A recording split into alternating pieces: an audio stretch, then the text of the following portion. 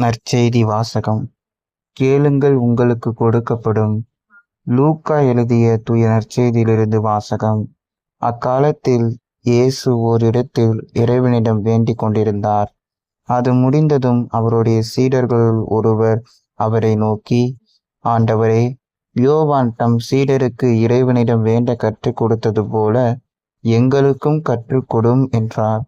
அவர் அவர்களிடம், நீங்கள் இறைவனிடம் வேண்டும் பொழுது இவ்வாறு சொல்லுங்கள்: தந்தையே, உமது பெயர் தூயது என போற்றப் பெறுக. உமது ஆட்சி வருக. எங்கள் அன்றாட உணவை நாள்தோறும் எங்களுக்கு தாரும். எங்களுக்கு எதிராக குற்றம் செய்வோரை அனைவரையும் நாங்கள் மன்னிப்பது போல எங்கள் பாவங்களையும் மன்னியும். எங்களை சோதனைக்கு உட்படுத்தாதையும், தீயோனிடமிருந்து எங்களை விடுவித்தருளும் என்று கற்பித்தார். மேலும் அவர் அவர்களை நோக்கி பின்வருமாறு கூறினார்: உங்களுள் ஒருவர் தம் நண்பரிடம் நள்ளிரவில் சென்று, நண்பா, 3 அப்பங்களை எனக்கு கடனாக கொடு. என்னுடைய நண்பர் ஒருவர் பயணம் செய்யும் வழியில் என்னிடம் வந்திருக்கிறார். அவருக்கு கொடுக்க என்னிடம் ஒன்றுமில்லை என்று சொல்வதாக வைத்துக் கொள்வோம். உள்ளே இருப்பவர், எனக்கு தொல்லை கொடுக்காதே, ஏற்கனவே கதவு பூட்டியாயிற்று, என் பிள்ளைகளும் என்னோடு படுத்திருக்கிறார்கள், நான் எழுந்திருந்து உனக்கு தர முடியாது என்பார். எனினும் அவர் விடாப்பிடியாய் கதவை தட்டி கொண்டிருந்தால், அவர் தம் நண்பர் என்பதற்காக எழுந்து கொடுக்காவிட்டாலும் அவரது தொல்லையின் பொருட்டாவது எழுந்து அவருக்கு தேவையானதை கொடுப்பார் என நான் உங்களுக்கு சொல்லுகிறேன். மேலும் நான் உங்களுக்கு சொல்லுகிறேன்: கேளுங்கள், உங்களுக்கு கொடுக்கப்படும். தேடுங்கள், நீங்கள் கண்டடைவீர்கள். தட்டுங்கள், உங்களுக்கு திறக்கப்படும்.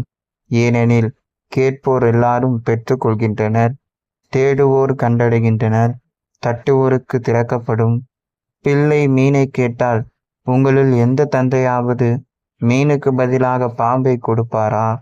முட்டையை கேட்டால் அவர் தோலை கொடுப்பாரா? தீயோர்களாகிய நீங்களே உங்கள் பிள்ளைகளுக்கும் நற்கடைகள் அளித்த அறிந்திருக்கிறீர்கள். அப்படியானால் விண்ணக தந்தை தம்மிடம் கேட்போருக்கு தூய ஆவியை கொடுப்பது எத்துணை உறுதி. ஆண்டவரின் அருள்வாக்கு. இறைவேண்டல் என்பது ஆத்மார்த்தமான ஒரு உரையாடல். பொதுக்காலத்தின் 17ஆம் ஞாயிறை தொடங்கியிருக்கக்கூடிய இன்றைய நாளில் அன்னை தெரசா அவர்கள் கைவிடப்பட்ட தொழு நோயாளி ஒருவருக்கு தனது பராமரிப்பு மையத்தில் பணிவிடை செய்து கொண்டிருந்தார். ஸ்லாகித்து போன அத்தொழு நோயாளர் கண்ணீரோடு அவரிடம், நீங்கள் கடவுளா என கேட்டபோது, இல்லை, அவரை போல இருக்க முயல்கின்றேன் என்றாராம். அன்னை தெரசாவின் பதிலில் மாபெரும் நாணம் உள்ளது. நாம் யாரோடு நெருக்கமான உறவு வைத்திருக்கிறோமோ நாம் கிட்டத்தட்ட அவர்களாக மாறுகிறோம். அவர்களுடைய பழக்க வழக்கங்கள், பேசும் முறை மற்றும் அனைத்தும் நம்மில் தாக்கங்களை ஏற்படுத்துகின்றன. அன்னை தெரசாவை பிறரன்பு பணிகளை செய்ய தூண்டியது அவர் இயேசுவிடம் இறைவேண்டல் வழியாக கொண்டிருந்த நெருக்கமான உறவே. அதனால தான் அவரை போல இருக்க முயல்கிறேன் என்று உரைத்தார். இன்றைய சூழலில் இறைவேண்டல் பற்றிய பல புரிந்துணர்வுகள் நம்மிடம் உள்ளன. ஏதாவது பொருள் செல்வத்திற்கான கோரிக்கையை கடவுளிடம் வைப்பதல்ல, மாறாக அவருக்கு தினமும் நன்றி சொல்வதும் இறைவேண்டலே. அடிப்படையில் இறைவேண்டல் என்றால் உரையாடல் வழியாக கடவுளோடு இணைந்திருக்க உதவுவது. சில வேளைகளில் நாம் இறைவேண்டல்கள் உடனடியாக கேட்கப்படுகிறது. இன்னும் பல தருணங்களில் வேண்டுதல்கள் கேட்கப்பட நீண்ட கால தாமதமாகிறதே என பொறுமை இழந்து தவிப்பவர்களும் ஏராளம் உள்ளனர். எந்த மனநிலையில் இறைவேண்டல் செய்ய வேண்டும் என்பதை இயேசு இன்று நற்செய்தியில் கற்றுத் தருகிறார்.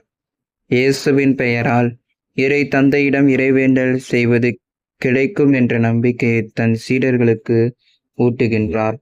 மேலும் எப்படிப்பட்ட இறைவேண்டலாக இருந்தாலும் கடவுளின் திருவுளத்திற்கு ஒப்பு கொடுத்து துன்பங்களை எதிர்கொள்ள தேவையான சக்தியை பெற்றுக்கொள்கிறோம் என்ற உண்மையையும் புரிந்து கொள்ள சீடர்களுக்கு உதவுகிறார். இயேசு தனது பணி வாழ்வில் தன் சீடர்களின் நம்பிக்கையை வளர்த்தெடுப்பதில் கவனம் செலுத்தினார். நாம் நம் குடும்பத்தினரின் நம்பிக்கையை வளர்க்கிறோமா அல்லது சிதைக்கிறோமா? தனியாக மன்றாடுகிறேன், குடும்பமாக மன்றாட நேரமில்லை என்று சொல்பவர்களின் எண்ணிக்கை பெருகி கொண்டே போகிறது. இந்த சூழலில் பரபரப்பாக இயங்க கற்றுக்கொள்ளும் நமக்கு தனித்திருந்தோ குடும்பமாகவோ இணைந்தோ மன்றாடுவது கடினமான சவாலாக மாறி வருகிறது.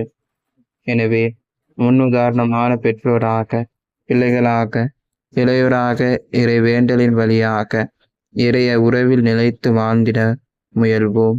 நன்றி.